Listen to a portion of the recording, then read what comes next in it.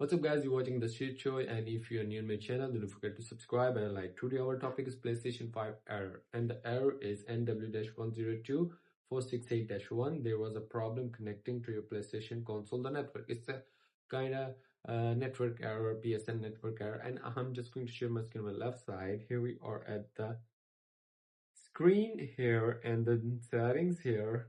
Settings and user account, you simply check your PSN account is logged in or not, and login settings, your console is logged in or not. You just set on the automatically. If you require a password, just put a password. And here we go to the network view, PlayStation network services. Sometimes the server is down. If the server is down, then you just wait, so it will fix this up automatically. If the server is working up and good, all is running, then you have a local internet problem.